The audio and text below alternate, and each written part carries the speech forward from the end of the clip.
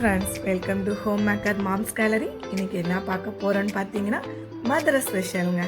ஆமாங்க, ஜிகிருதண்டா தான் பார்க்க போறோம். இன்னொரு டிஷ் என்னன்னு பார்த்தீங்கன்னா பாட் குல்ஃபி. இது எப்படி பண்ணலான்னு பார்க்கலாங்களா? ஒரு கடாயில் 1 கப்பு சுகரை நம்ம கேரமலைஸ் பண்ணணுங்க. சுகர் நல்லா கரைஞ்சி ப்ரௌனிஷாக வரணுங்க. நல்லா ப்ரௌனிஷாக வந்த பின்னாடி நம்ம 1 கப்பு தண்ணி ஆட் பண்ணி அது நல்ல சிரப் பதத்துக்கு வரணுங்க. இப்போ நம்மளோட சுகர் சிரப் ரெடி ஆயிடுச்சுங்க. இந்த சுகர் சிரப்னால நம்மளுக்கு எந்த ஒரு ஸ்வீட்டும் கிடைக்காதுங்க. இது நம்ம கலருக்கோசரம் தாங்க நம்ம பண்ணியிருக்கோம்.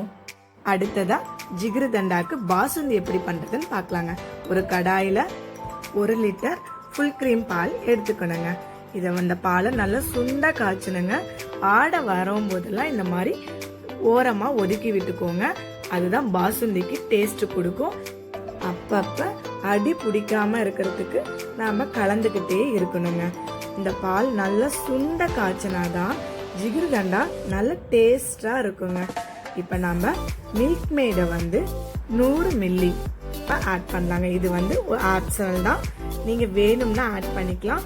இல்ல அப்படின்னா பாலை இன்னும் சுண்ட காய்ச்சினீங்கன்னா ரொம்ப டேஸ்டா இருக்குங்க. இப்ப நம்ம மில்க் மேட் ஆட் பண்ண பின்னாடி இந்த பாலை பாதி எடுத்து வச்சுக்கலாங்க. மீதி இருக்க பாலில் ஐஸ்கிரீம் எப்படி பண்றதுன்னு பார்க்கலாங்க. ஒரு பவுல்ல 2 டேபிள் ஸ்பூன் கார்ன்ஃபிளவர் மாவு எடுத்துக்கலாங்க. இதுக்கு ஒரு 1/2 கப்பு தண்ணியில கார்ன்ஃபிளவர் மாவை கட்டி இல்லாம நல்லா கரைச்சி வச்சுக்கலாங்க. பாருங்க, இந்த மாதிரி கரைச்சி வச்சுக்கலாம். கரைச்சி வச்ச கார்ன்ஃபிளவர் மாவைங்க இந்த கடாயில இருக்க பாலோட நம்ம சேர்த்திடலாங்க. இப்போ இது நல்லா மிக்ஸ் பண்ணிக்கலாம். மிக்ஸ் பண்ண பின்னாடி நம்ம ஃப்ரெஷ் க்ரீமை இதோட சேர்த்துறங்க. ஃப்ரெஷ் க்ரீமும் ஆப்ஷனல் தாங்க. இதை சேர்த்துனா ஐஸ்கிரீம் உங்களுக்கு க்ரீமியா கிடைக்கும். அதனால நம்ம இதை சேர்த்துறங்க. இப்போ சேர்த்துன பின்னாடி நல்லா கலந்து விட்டுக்கோங்க.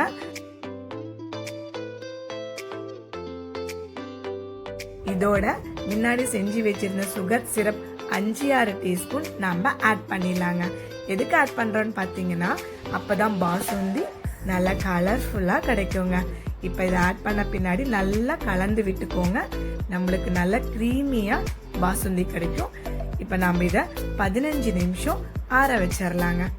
ஆறின பின்னாடி ஒரு மிக்ஸி ஜார்ல இது டிரான்ஸ்ஃபர் பண்ணிடலாம்.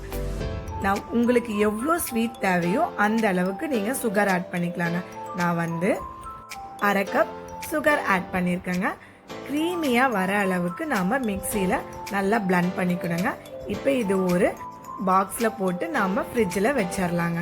ஓவர் நைட், அதாவது ஒரு நைட்டு ஃபுல்லா வச்சிருங்க ஃப்ரீசர்ல. அடுத்த நாள் காலையில எடுத்து பார்த்தோம்னா நம்மளுக்கு ஐஸ்கிரீம் ரெடிங்க. நைட்டே ஜிகிருதண்டாக்கு தேவையான பாதாம் பிசினையும் நம்ம ஊற வச்சு வச்சிடலாங்க. 6-7 பீஸ் பாதாம் பிசினங்க 1/2 டம்ளர் தண்ணியில நான் ஊற வச்சிருக்கேன். இப்போ இது காலையில எந்திரிச்சு பார்த்தீங்கன்னா தண்ணி எல்லாம் உறிஞ்சி பாதாம் பிசின் நம்மளுக்கு ரெடியா இந்த அளவுக்கு கிடைச்சிருக்குங்க. இதுதாங்க முக்கியமா ஜிகிருதண்டாக்கு தேவை. ஜிகிருதண்டாக்கு தேவையான பொருட்கள் எல்லாம் நம்ம ரெடி பண்ணி வச்சிட்டாங்க. ஜிகிருதண்டா எப்படி பண்றதுன்னு பார்க்கலாம். ஒரு கப் எடுத்துக்கலாம். அதுல 3 to 4 ஸ்பூன் பாதாம் பிசினை போட்டுடலாங்க.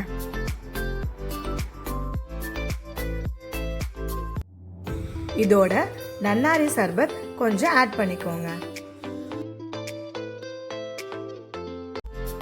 அடுத்தது நம்ம செஞ்சு வச்சிருந்த பாசுந்திய நம்ம அதுல ஆட் பண்ணிடலாங்க.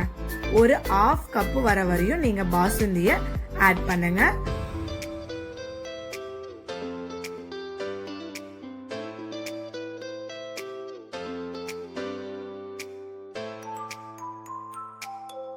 இது கூட 1/2 கப் நார்மல் மில்க் ஆட் பண்ணிடலாங்க.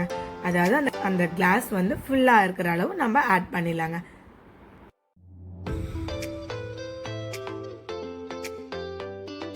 இது கூட நம்ம ஃப்ரிட்ஜ்ல வச்சிருந்த ஐஸ்கிரீமை ஒரு ஸ்கூப் எடுத்து ஆட் பண்ணிடலாங்க.